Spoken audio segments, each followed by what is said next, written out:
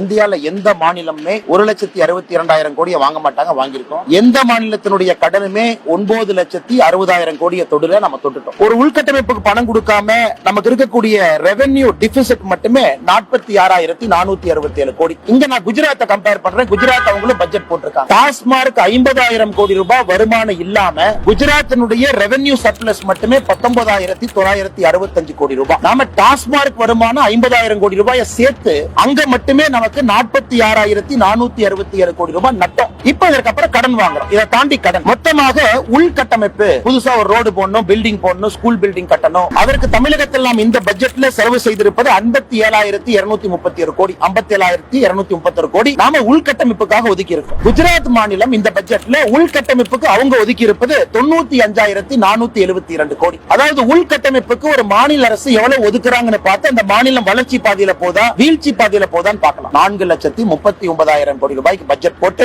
அதுல 1,62,200 கோடி ரூபாய் கடன் வாங்கி சம்பளம் கொடுப்பதற்கு, பென்ஷன் கொடுப்பதற்கே பணம் இல்லாம திண்டாடி கொண்டிருக்கக்கூடிய தமிழக அரசு. அதனாலதான் இந்த பட்ஜெட்டை பொறுத்தவரை கடன் உயர்ந்திருக்கிறது, கடன் சுமை உயர்த்தி இருக்கின்றார்கள், வெற்று அறிவிப்புகள் அதிகமாக இருக்கு. போன ஆண்டு சொன்னதுக்கு இந்த ஆண்டு சொன்னதுக்கும் பல திட்டங்களுக்கு நிதி ஒதுக்கல. இந்தியாவிற்கே வழிகாட்டி தமிழகம் தான் இந்தியாவுக்கு வழிகாட்டியானா 50,000 கோடி ரூபாய் டாஸ்மார்க் வருமானத்தை வச்சு 1,62,200 கோடி கடன் வாங்கி இதுதான் இந்தியாவுக்கு வழிகாட்டியா? தமிழகம் இன்னும் அதல பாதாளத்துக்கு எடுத்து செல்ல ஆரம்பித்திருக்கின்றார்கள். நம்முடைய சமுதாயம், வருகின்ற சமுதாயம் எல்லாம் இன்னும் 6 தலைமுறைக்கு வாங்கின கடனுக்கு வட்டி மட்டும் கட்டிக்கிட்டு இருப்போம். மற்ற மாநிலங்கள் முன்னேற்ற பாதையில போயிட்டு இருப்பாங்க.